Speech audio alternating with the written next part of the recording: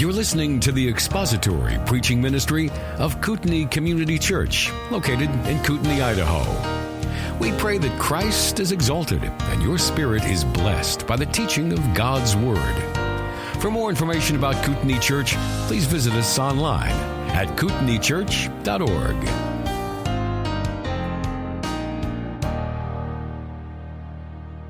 Well, I don't know if you've heard or not, maybe you already have, but there is an election coming up this coming week. It is all the rage. Everybody's talking about it. If you go on social media, you might see a post or two about it. If you search the internet, you might find a news story or two about it. Everybody's talking about it, so I figured I might as well talk about it. As if this year could not get more crazy than it already is, we have a global reaction to a virus that has caused every civilized country in the world to decide to shoot itself in the foot and cripple itself and wreck and destroy lives. And then on top of that, we have an election that is thrown into the midst right about the same time as we seem to have a Marxist revolution taking part in our streets. And the election, of course, means that there is the potential for all kinds of chaos and violence and disruption and disturbance. And our hearts and minds are all tied up into that because we live in this world. And so I figured it would be good to take a break from the book of Hebrews to address this topic that I think is on our minds and at least help us to think biblically and Christianly about how we ought to be approaching this week and what we ought to be thinking about and what it is that we're going to fix our hope and our attention on. I wish these things wouldn't be on our minds. I truly do wish that we lived in a world where whoever was elected president of the United States really didn't matter. That would be nice, wouldn't it? Like if you could just not care. If somebody got elected and they would have so little influence in our lives, so little power to get into our lives that we just would think, oh, that's interesting. It's a reality show winner. That's fine. Or a show host or a movie actor or a peanut farmer or a community organizer, whoever it is, we just don't care. Let's just go all back to our lives and go on about our business, and they're going to have so little impact and so little effect upon our lives that it really doesn't matter. That's the world I wish we lived in, but that's not the world we live in. We live in a world, unfortunately, where the people that we elect or vote for or vote against end up having so much control and so much influence into every area of our lives that it does concern us. And the more power they have, the more consequential they are. And the more consequential they are, the more consequential they want to be. And history does not record the names of people who acquired positions of power and then left other people alone. History doesn't record. Can you name one? Somebody who acquired a great position of power over many people's lives and then just said, I just don't want to have anything to do with any of it. I just want to leave people alone to live their own lives. Can you name anybody in the history of humanity? We can't name those people, but we can name the people who acquired positions of power and then said, now I want to change things and I want to make all of humanity after my own image. I want to control this. I want to exercise and wield this power. I mean, obviously I wouldn't have this power if I weren't wise enough and good enough to use it for the wisdom and good of all people. But that's not the world that we live in. This can be a subject that causes us great angst and hand-wringing. I mean, the hand-wringing in our culture right now is almost at fever pitch, is it not? Within recent weeks, we saw people melting down on video over the death of a Supreme Court justice and then posting that to social media. Multiple people. That is what happens when peak narcissism meets peak idolatry. And those are in the same person. When you have an idol that is fallen and you are so narcissistic that you melt down over that and then broadcast your narcissism and your idolatry to the rest of the world. That's the culture in which we live. We are in interesting times. So the hand-wringing in our culture and our society is at fever pitch because we are told every election cycle that this is the most important election, what? Of our lifetime. Have you heard that before? Yeah, I heard that. 1980, I heard that. 1984, I heard that. 1988, I heard that. 1992, I heard that. I heard that again in 96. Again in 2000. Again in 2004. Again in 2008. Again in 2012. I think I heard it 2016. And if memory serves me, I think I may have picked up a few people in this election cycle saying this is the most important election in our lifetime. We have heard that. And it certainly feels as if it if it is. Just looking around us at what's going on. It feels as if we're in the middle of a civil war, at least a cold civil war. It feels as if we are on the brink of cultural collapse, on the brink of persecution, and worst case scenario, all three of those things at the same time. I don't think that the hand-wringing amongst our congregation is at a fever pitch, though I think it's on our minds. So let's jump into Daniel chapter 2, and here's what we're going to do today. I'm not coming into Daniel chapter, well, it's not just Daniel chapter 2, it's actually the whole book of Daniel. You can believe that or not, but we're going to go through most of it. Here's what I want to do. I want to remind us today of God's view of rulers, kings, and nations. That's what I want to do. I'm not up here to tell you how to vote, tell you that you should vote, that's your patriotic duty, it's your Christian duty. None of that. And listen, amongst us as a congregation, I don't think that the hand-wringing and the anxiety is at the fever pitch that it is amongst the rest of the culture. For this reason, that we as the people of God, and we understand the sovereignty of God. You hear the sovereignty of God preached every Sunday. You hear it prayed every Sunday. You see it modeled every Sunday. We're not in panic. We're trusting in Him. This is a congregation that lives and breathes that air, that oxygen. This is the waters in which we swim are the waters of divine sovereignty, where this is part of our theology. It's part of our philosophy of ministry. It is simply how we interact with one another. It is our environment here at Kootenai Community Church. So consequently, we're not constantly out in the foyer arguing with each other about which candidate we're going to vote for, or what policy we want to see put in place, or whether we should or we shouldn't vote. And that, I believe, is the work of the Spirit of God amongst us as His people. That's not what we gather here to do. We have a different purpose, a different focus, a different worldview, a different mentality here than it is elsewhere out in the culture. And I want to help foster that again here this morning. So I simply want to remind us of God's purposes, His power, and His sovereignty, because though I live in a world where I cannot choose how much elections matter, I do live in a world where I can choose how much I'm going to worry about elections. That I can control. I do live in a world where I can choose whom I trust and how much I trust Him and what I think about these things, and I can live in a world where I can choose to have my mind and my heart informed by Scripture concerning all of the issues of this world. So that's what we're doing here in the book of Daniel.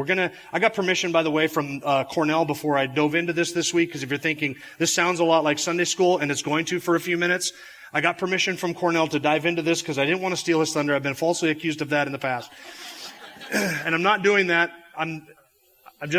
We're going to actually go through a theme and not a particular passage in the book of Daniel. And I want to show you a theme that is repeated over and over again. It is illustrated. It is portrayed. It is lived out. It is boldly stated in every conceivable way. And the theme is this, that the Most High God is the King of heaven, and He is the ruler in the realm of mankind. The Most High God is the King in heaven, and He is the ruler over the realm of mankind. That is the theme of the book of Daniel.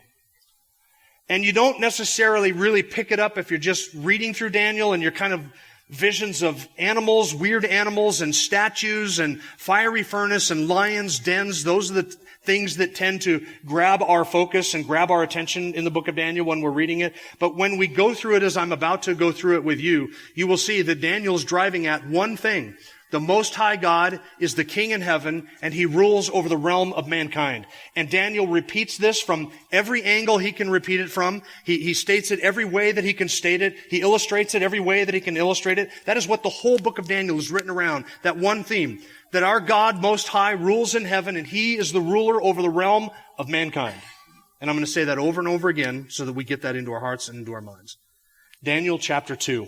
Let me give you just briefly a background of Daniel, and Cornell's going through this in Sunday school, so I don't need to repeat this. I'm just going to give you the high points.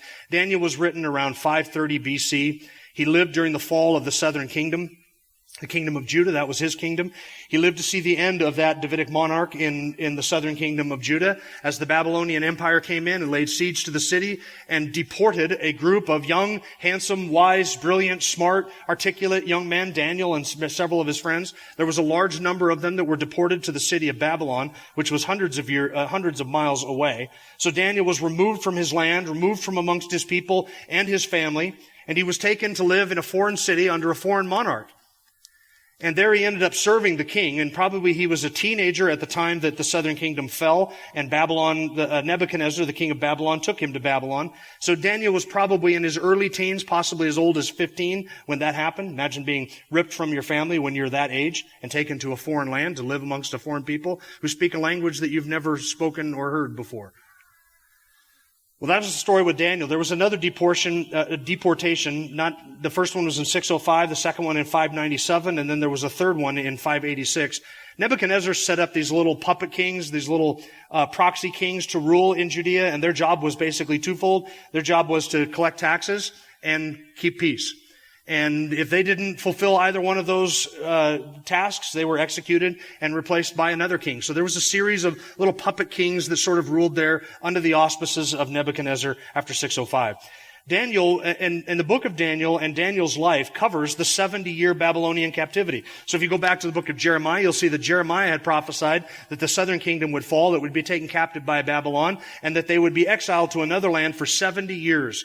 And so we refer that as the Babylonian captivity. It was a 70-year period of time. Daniel was alive at the beginning of that in 605 BC. He lived all the way through, almost probably to the end of that 70-year captivity, dying at probably the ripe old age of 85 or more at the end of that 70 years. So Daniel lived through that whole captivity, which started under Nebuchadnezzar and ended under another kingdom.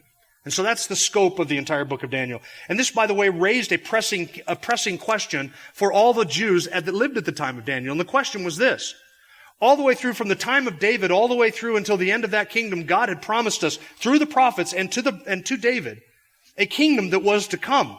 There was supposed to be a Messiah. He was supposed to set up a kingdom. He was supposed to rule and reign forever. He was going to come and free us from Gentile dominion and domination. And he was going to establish a kingdom and rule. It was going to be prosperous, and it was going to be beautiful, and it was going to be peaceful, and we were to enjoy this, and we were to be the apple of God's eye, and none of the Gentile powers would oppress us. That was what they had expected. But then that never came to pass.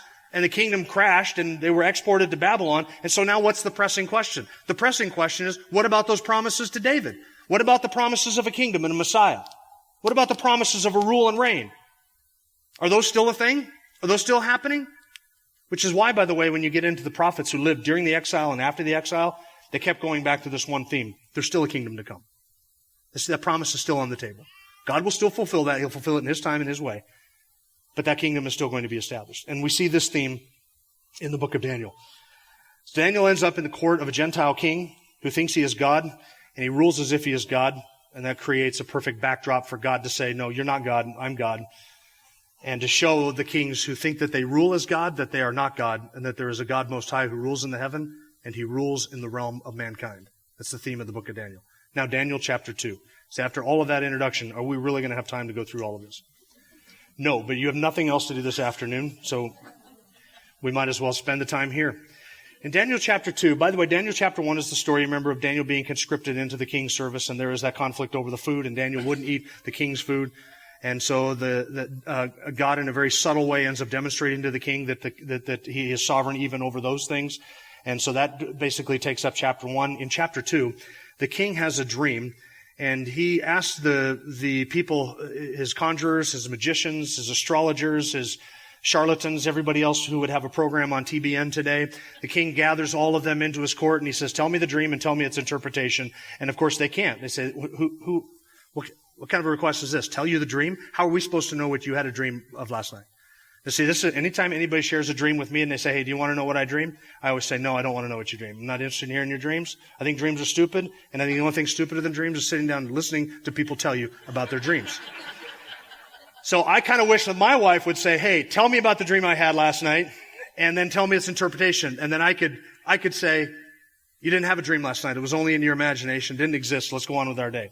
So the king says to his conjurers, his magicians, and all of his TBN stars, tell me about the dream that I had last night. And they say, we can't do that. Nobody's ever been able to do that. And he said, then all of you are executed. If any of you had the abilities that you claim as magicians and soothsayers and sorcerers and these intellects, you would be able to do this. If you were able to tap into the divine realm as you claim that you can, you would be able to tell me what my dream is.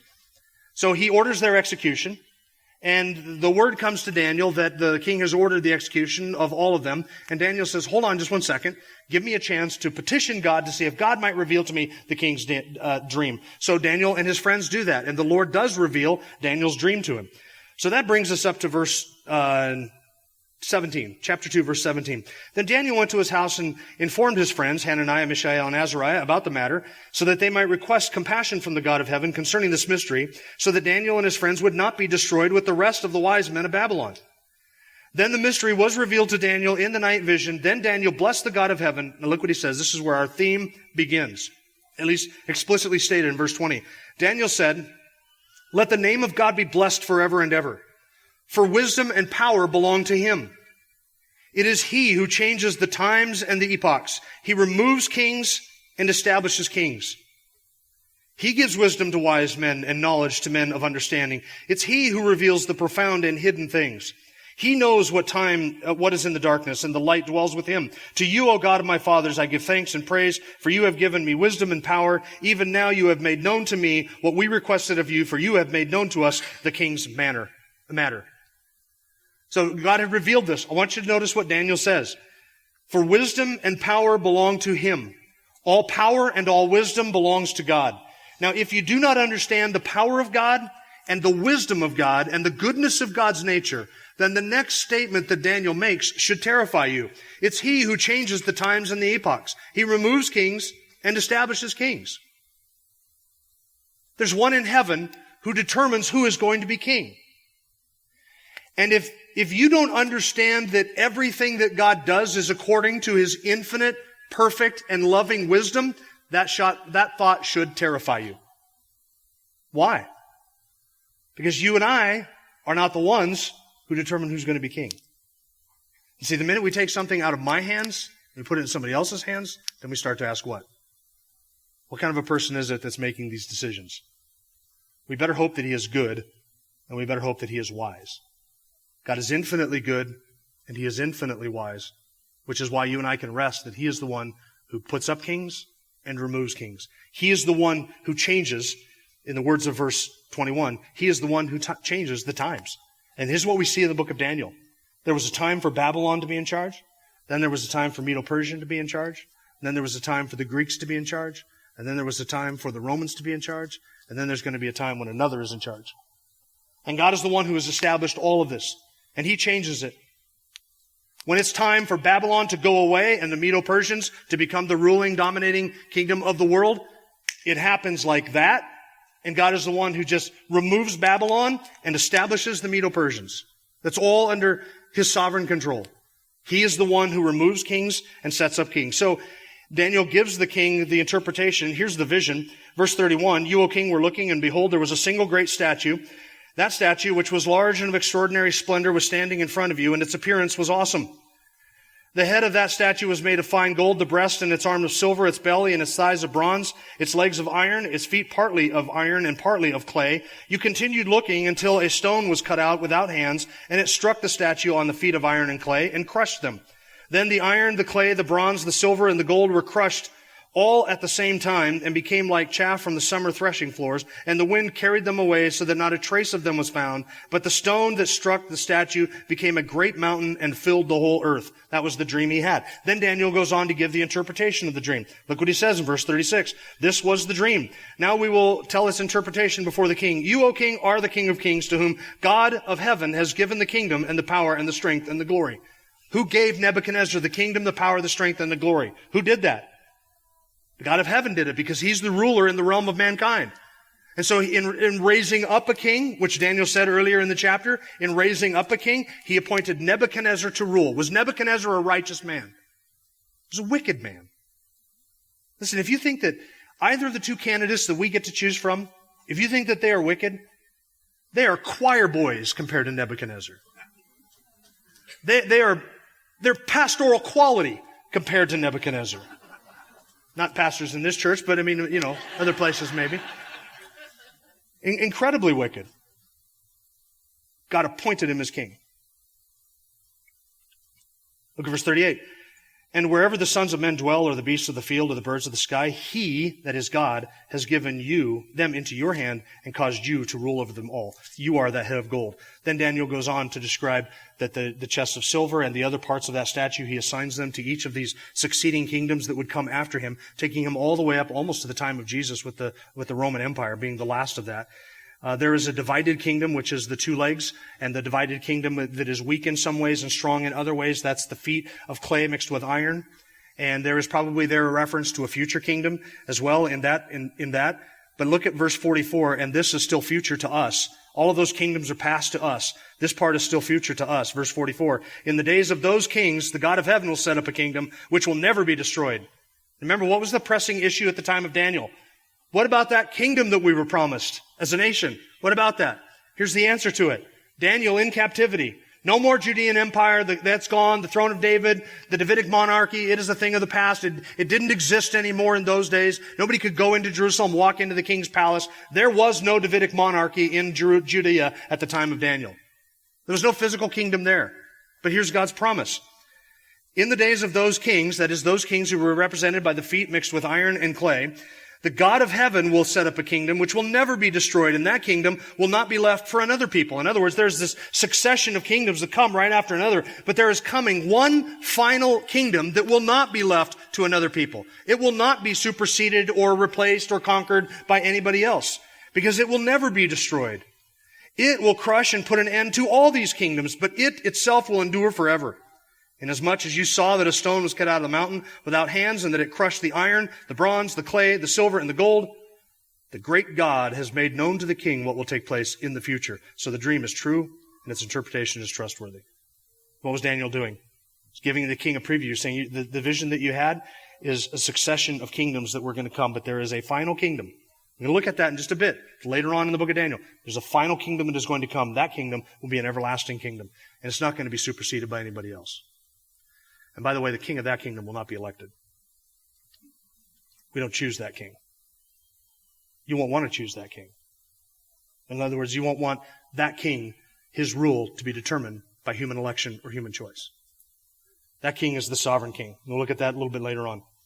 In chapter 3, there is the story of the fiery furnace where Nebuchadnezzar demands what belongs to God. Chapter 3, Nebuchadnezzar, having had that vision, thought, hey, that statue in my mind, in the dream, looked wonderful. Let's make it a real one. So he builds a real statue, makes it all of gold, and tells everybody to bow down and worship him. Shadrach, Meshach, and Abednego say, no, we're not doing that. You've asked of us something that doesn't belong to you, so we're not going to give you that. And at the end of that, do you remember how they responded to the king's demand? It's in verse 16 of chapter 3. Shadrach, Meshach, and Abednego replied to the king, O Nebuchadnezzar, we do not need to give you an answer concerning this matter. If it be so, our God, whom we serve, is able to deliver us from the furnace of blazing fire, and he will deliver us out of your hand, O king. But even if he does not, let it be known to you, O king, we're not going to serve your gods or worship the golden image that you have set up. That was their response. Listen, you can only respond to that way to a king when your life is on the line, when you believe that there is a God in heaven who rules in heaven, and he rules in the realm of mankind. If you don't believe that, you cannot give an answer like that. These men understood that, which is why they can answer the way that they did. They believed that there's a God who establishes, sets up kings, and he takes down kings. Then in chapter 4, we have what I think is the most beautiful condensation of all of this, the condensing of all of this theme that we have anywhere in the book of Daniel. Daniel chapter 4, look at Nebuchadnezzar's confession. Now look, he was a wicked man. Keep in mind, he's a wicked Gentile king. Chapter 4, verse 1, Nebuchadnezzar, the king to all the peoples, nations, and men of every language that live in all the earth, may your peace abound. It has seemed good to me to declare the signs and wonders which the Most High God has done for me. This is an odd confession coming from a pagan king, is it not? Well, Nebuchadnezzar is going to tell his story about what happened to him through chapter 4. Verse 3, how great are his signs and how mighty are his wonders. His kingdom is an everlasting kingdom, and his dominion is from generation to generation. Here's Nebuchadnezzar, a pagan king, recognizing what? There is a God who rules in the realm of mankind because he sits in heaven and he rules there. And this Most High God has a kingdom. It is an everlasting kingdom, and his dominion is from generation to generation. Now, Nebuchadnezzar tells the story of how he had a vision, a dream, in which there was this big tree, and this big tree gave shade to all the beasts of the field and all the creatures on the earth, and it was a massive tree, it was a glorious tree, and all the birds would land in the branches of this tree, and it gave food to the beasts of the field and the birds of the air, etc., food and shelter. And then in steps an angel and determines that this tree is to be cut down. Verse 13, I was looking in the visions in my mind, and I lay on my bed, and behold, an angelic watcher, a holy one, descended from heaven. He shouted out and spoke as follows, chop down the tree and cut off its branches, strip off its foliage and scatter its fruit. Let the beasts flee from under it and the birds from the branches. Yet leave the stump and its roots in the ground, but with a band of iron and bronze around it. In the new grass of the field, in the new grass of the field, and let him be drenched with the dew of heaven, and let him share with the beasts in the grass of the earth. Now, we suddenly move from talking about a tree to talking about a person, right? Let the tree be cut down, and let him be drenched with the dew of heaven, and let him share with the beasts in the field. Let his mind be changed from that of a man, and let a beast mind be given to him, and let 7 periods of time pass over him. This sentence is by the decree of the angelic watchers, and the decision is a command of the holy ones, in order that the living may know that the Most High is ruler over the realm of mankind, and bestows it on whom he wishes, and sets over it the lowliest of men. Man, that's a magnificent declaration of the sovereignty of God. The Most High is the ruler over the realm of mankind, and he bestows it on whom he wishes. That should terrify you unless you believe that God is infinitely wise and infinitely good in his choice of who rules us. That should terrify you. But God is infinitely wise and he is infinitely good. And therefore we can trust that what? He will set over it the lowliest of men, and it will be according to his will and according to his goodness. It would be whom he wishes. Nebuchadnezzar had this dream, and then Daniel comes in to interpret the dream for him. And look at down in verse 24. You see verse 24. This is a decree of the Most High God, which has come upon the Lord the King. Daniel says to the king, you are that tree. It's going to be cut down. The stump will remain in the ground and the roots in the ground, because God's going to preserve your kingdom for you. But look at verse 24.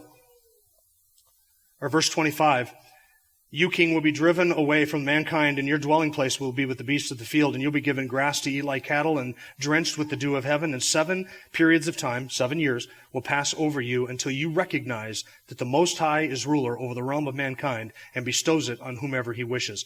And in that it was commanded to leave the stump with the roots of the tree. Your kingdom will be assured to you after you recognize that it is heaven who rules.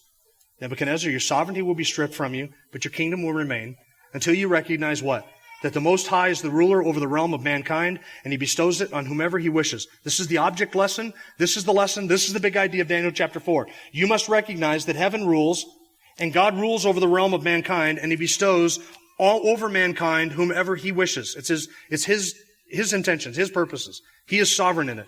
This vision is fulfilled 12 months later when Nebuchadnezzar is wandering around on the roof of his palace. He's looking out over all of that he had built, and he says to himself, verse 30, the king reflected and said, is this not Babylon the Great, which I myself have built as a royal residence by the might of my power and for the glory of my majesty? While the word was in the king's mouth, a voice came from heaven saying, King Nebuchadnezzar, to you it is declared, sovereignty has been removed from you. Notice the language that is used. Sovereignty is taken from you. Who makes him sovereign over his realm? God does. And who takes it from him? God does.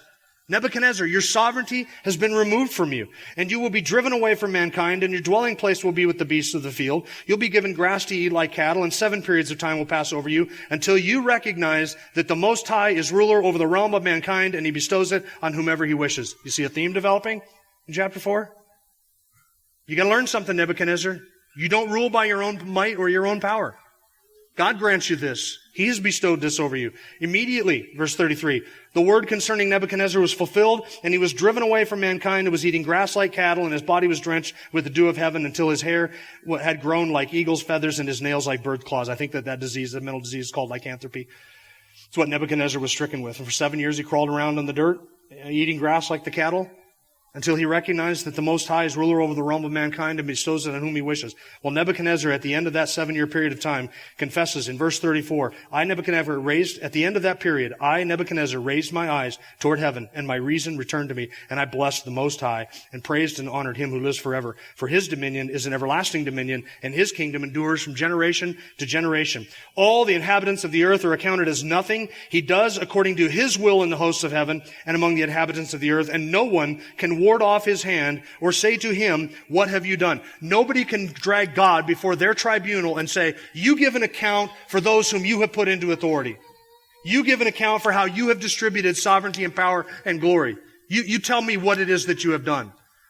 And Nebuchadnezzar, the most powerful man in the world, all the glory, all of the wealth, all of the majesty that you can possibly imagine, probably approaching what Solomon would have enjoyed in his heyday, but ruling over far more territory than Solomon ever would have conceived of ruling over. The most powerful man in the world says, nobody can ward off his hand. Nobody can stop God's hand. from accomplishing what God is going to accomplish. Verse 38, at that time my reason returned to me, and my majesty, my splendor were restored to me for the glory of my kingdom. And my counselors and my nobles began seeking me out. I was reestablished in my sovereignty. Sovereignty was removed. He was reestablished in his sovereignty. Now I, Nebuchadnezzar, praise, exalt, and honor the King of heaven. Did he learn his lesson? Yeah, I did. My suspicion, I can't say this for certain. This is my sanctified speculation. My position is that Nebuchadnezzar will be in heaven. I think this is a conversion experience. That's his last statement. It's the last thing we read about him. Then in chapter 5, we fast forward 20 years or so to the reign of his son, Belshazzar.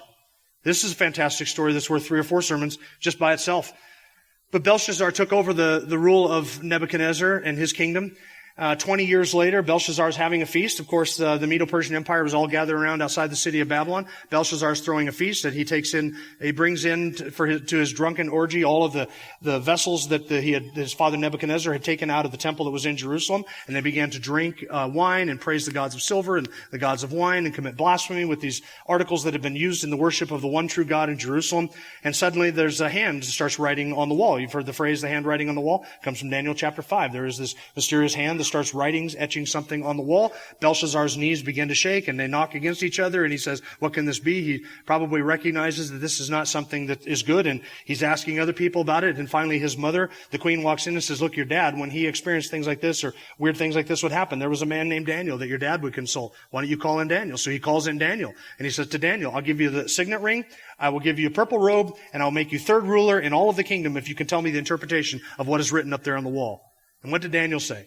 I think Daniel took one look at what was written on the wall and he said, you can keep your robe and your signet ring. I don't want to be a third ruler over anything tonight.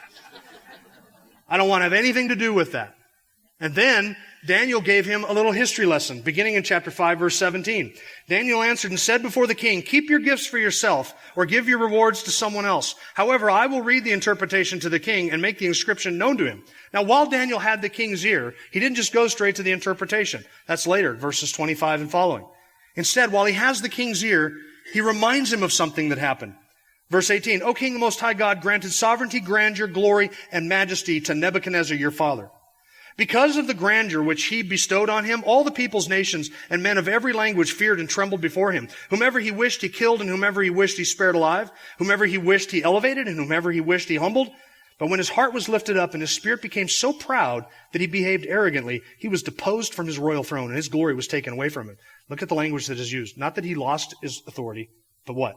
He was deposed and it was taken from him. Somebody else is ruling over these kings. It's the picture. Verse 21, he was also driven away from mankind, and his heart was made like that of the beasts, and his dwelling place was with the wild donkeys. He was given grass to eat like cattle, and his body was drenched with the dew of heaven, until he recognized that the Most High God is ruler over the realm of mankind, and he sets over it whomever he wishes. Well, that sounds like a familiar theme, doesn't it? All the way through chapter 4 into chapter 5. What is Daniel saying to Belshazzar? You should have learned the lesson that your dad learned, but you didn't. Belshazzar, you remember when you were a kid, those 7 years when dad never showed up at your birthday party? You remember that? And after you blew out all the candles on your cake, you'd look out the window of the palace and you see dad out there crawling around on his hands and knees eating grass with the cattle. Do you remember that? And you'd wave to him and maybe go out on weekends and pet dad. Do you remember that when that was going on? You know what he was learning? That the God in heaven, the Most High God, is the ruler over the realm of mankind, and he sets over whomever he wishes. And he establishes over the realm of mankind the lowliest of men. That was the lesson he should have learned. God himself is the ruler over the realm of mankind. That is why Daniel uses language like, your sovereignty has been taken from you. You have been reestablished in your sovereignty. Dominion is given to you. Dominion is taken away from you. All the way through this, there's one common theme. God is the ruler over the realm of mankind. He is sovereign over the affairs of the nations. Stephen Charnock, in his book on the existence and attributes of God, in his chapter on God's dominion, he describes God's dominion this way. Listen, his dominion extends over men. It extends over the highest potentate as well as the meanest peasant. The proudest monarch is no more exempt from than the most languishing beggar. He lays not aside his authority to appease the prince, nor strains it up to terrify the indigent. He accepts not the persons of princes, nor regards the rich more than the poor, for they're all the work of his hand. Both the powers and weaknesses, the gallantry and peasantry of the earth stand and fall at his pleasure. Period. America stands or falls at the pleasure of God. Get that into your head. This is not our home. This nation stands or falls at God's pleasure. It became a nation by the pleasure of God. It became the most powerful nation in the world by the pleasure of God. It became the freest nation in the world at the pleasure of God. It became the most prosperous nation in the world at the pleasure of God. And America will fall at the pleasure of God in His time. He changes the times and the seasons and the epochs. It's all under His sovereign control. He sets up kings. He takes down kings. He establishes nations. He raises up nations. He puts down nations. It is all under His sovereign control. 2,500 years after the time of Nebuchadnezzar, friends, nothing has changed concerning God's sovereignty.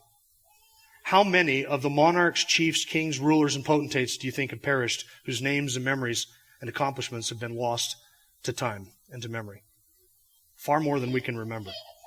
Most of us probably would be hard-pressed to name 20 or 30 potentates that have lived and ruled throughout human history that have affected anything. And tens of thousands of times that many have gone and been vanished into history.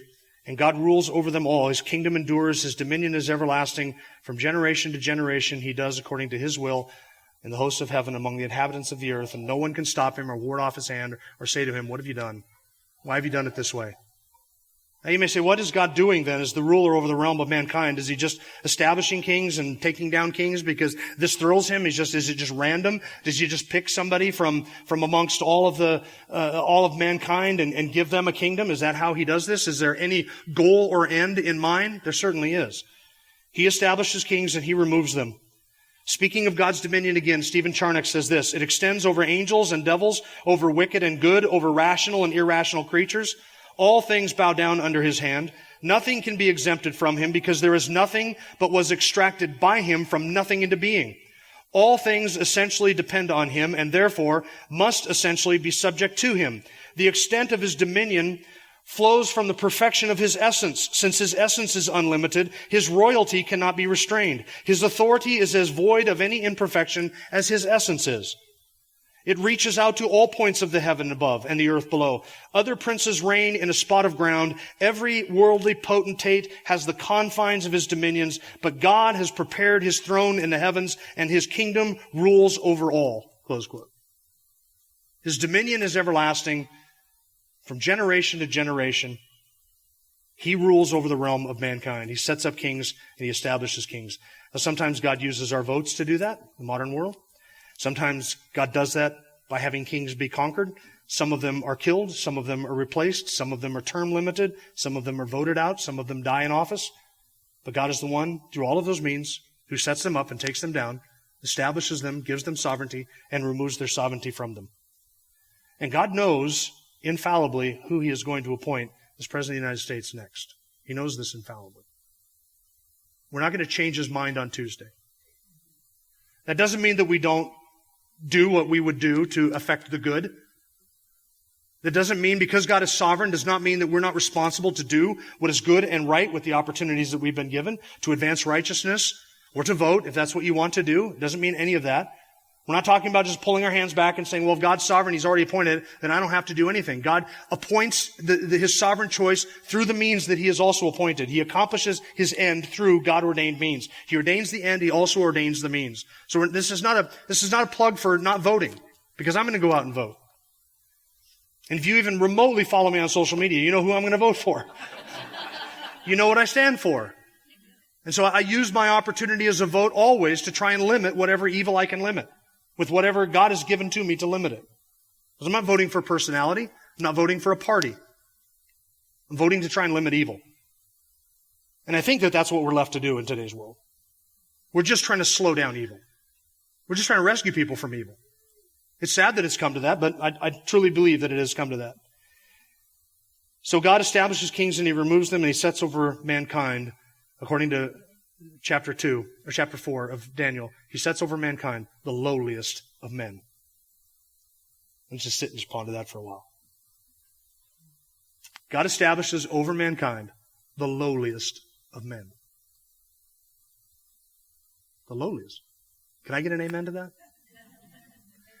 Don't you look at those who rule over us, from the local offices to the President of the United States, do you ever look at that, all of those people, and think to yourself, surely we could do better.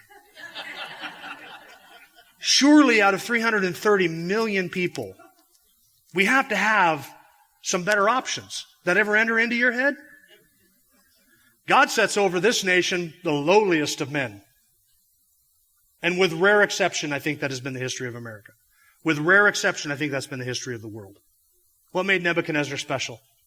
Was he righteous? God established him. He put him there. There's a Jewish proverb that says, if you want to know what God thinks about money, look at the people to whom he gives it. And I think that we could paraphrase that and say that if you want to know what God thinks about kingdoms and nations, look at the people he puts in charge. It's the lowliest of men. Now, the rulers don't believe that. The rulers believe that they are something. Something special, something to be reckoned with. They think they rule by their own authority, their own knowledge and political prowess. They think they rule because of their constituency or their votes or their craftiness or their cleverness or the amount of money that they spend. They don't rule for any of those reasons. They rule because God puts them in power or he takes them out of power. And God's wisdom is key to all of this. This should comfort us. God is the one who establishes kings and puts them down. Who else would you rather do that? Would you rather have Congress make that decision? Would you rather the people of this country make that decision? Who else would you put in charge of doing that? I take comfort in the fact that God is the one who does it. But here's the question, where's all of this headed? The establishing kings and putting them down, where's that all headed in the end? Is God just blindly pushing towards something, or is there an end in view? Is there a reason he's doing it? Is he accomplishing something by this succession of kings and kingdoms? And he is. In Daniel chapter 6, this is the story of Daniel in the lion's den. And again, Darius the Mede, who took over for Belshazzar, he was the ruler of the Medo-Persian Empire, because at the end of chapter 5, look at chapter 5, verse 30 real quick. That same night, Belshazzar the Chaldean king, the one who saw the handwriting on the wall, he was slain. So Darius the Mede received the kingdom at about the age of 62. He received the kingdom. He didn't take it, he received it. Whom did he receive it from? The one who rules in the heavens, who rules in the realm of mankind. Darius the Mede received that kingdom of Babylon that night when Belshazzar was killed and executed. And by the way, that's why I think Daniel said, look, you can keep your robe and your signet ring. Don't make me third ruler over anything. I don't want to even be in the food chain when Darius the Mede comes under the wall and starts looking for the guys wearing the purple robes. I don't want to be wearing that at all. So then in chapter 6, Darius has to learn the same lesson that Nebuchadnezzar had to learn and that Belshazzar had to learn. And he does when he is forced to try and kill Daniel by the law. And he says in verse 25, after the lion's den incident, in verse 26, I make a decree that in all the dominion of my kingdom, men are to fear and tremble before the God of Daniel, for he's the living God and enduring forever, and his kingdom is one which will not be destroyed, and his dominion will be forever. So there Darius confesses the same thing that Belshazzar should have confessed but didn't, and the same thing that Nebuchadnezzar ended up confessing.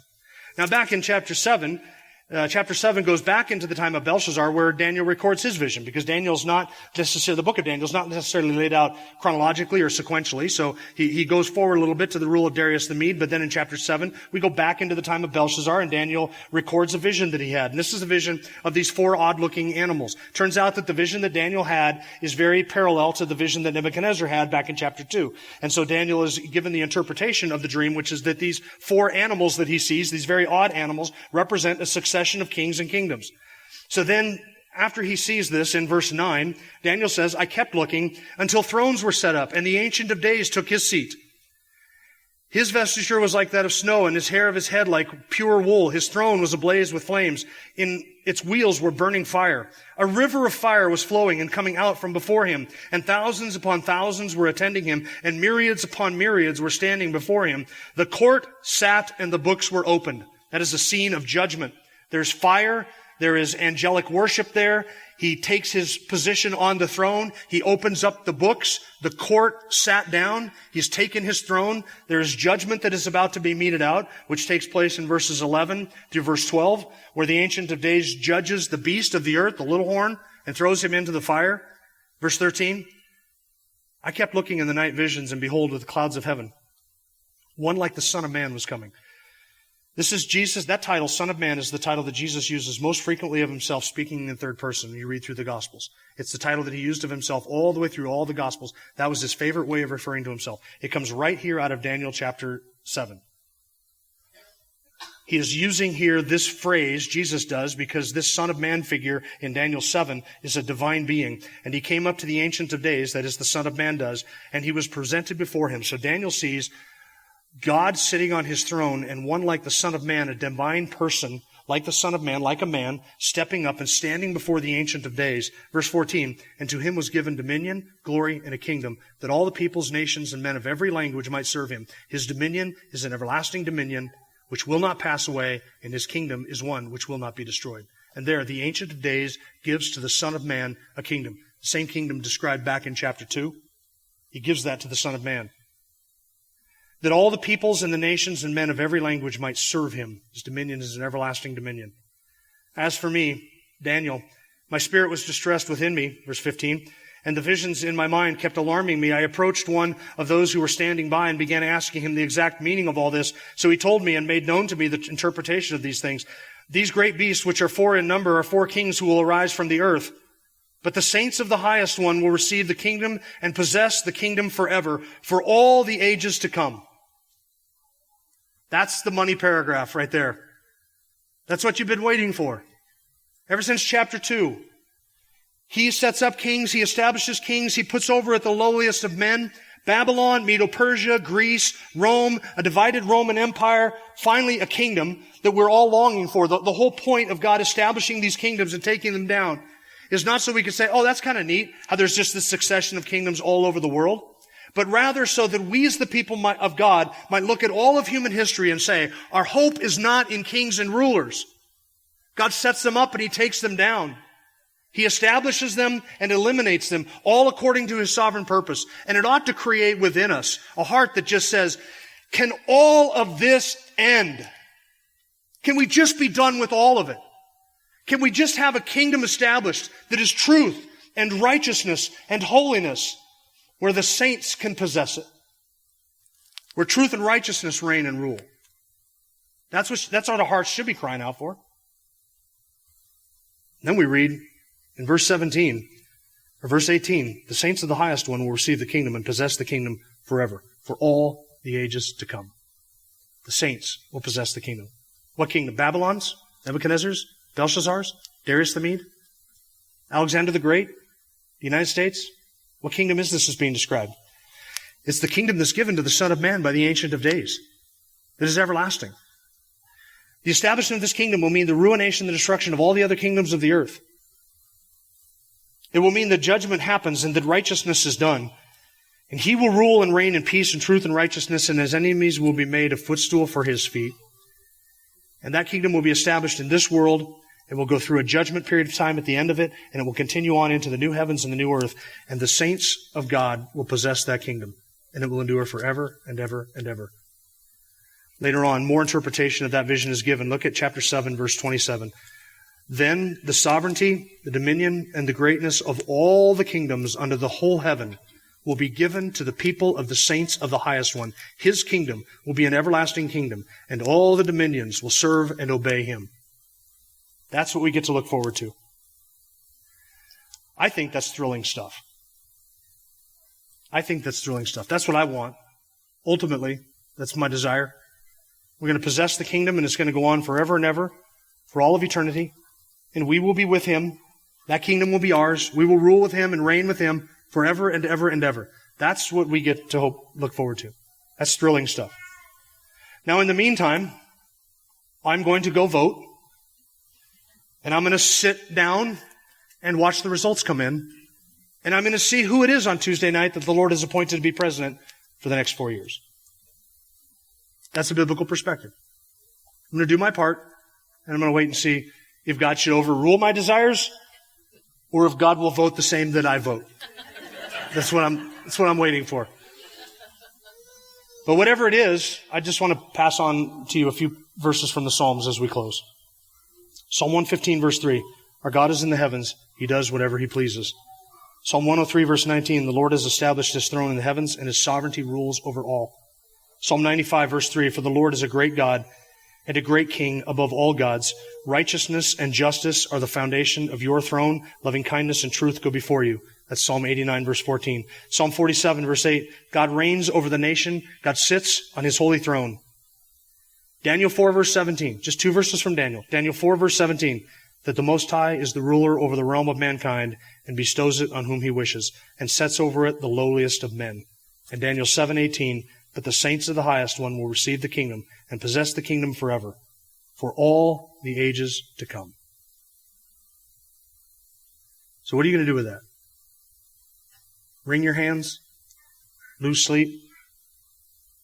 Be in angst? Go out and have a parade? Picket? Protest? I'm just going to rest in God's sovereignty. That's all I can do. I can do what I can do, but then I can't do any more than I can do. I'm going to do what I can do. Then we trust and we rest. We accept the results. And we serve and honor the Lord God. Understanding whatever He has appointed is ultimately for our good and for His glory. He does it because He is the wise God, and with Him rests all power and all wisdom. He is the King of heaven who rules over the realm of mankind, and He appoints over it whomever He wishes. And no one can say to Him, "What have you done? Who are you to do this?" Why is He doing it? Because there's a kingdom coming. And He is putting them up in the exact succession that is needed to establish that kingdom and accomplish His purposes. Thank you for listening to the latest podcast from Kootenai Church. If you'd like to learn more about Kootenai Church or to donate to our church ministry, you can do so online by visiting kootenaichurch.org. We hope you enjoyed this podcast and pray you'll join us again next time. Once again, thank you for listening.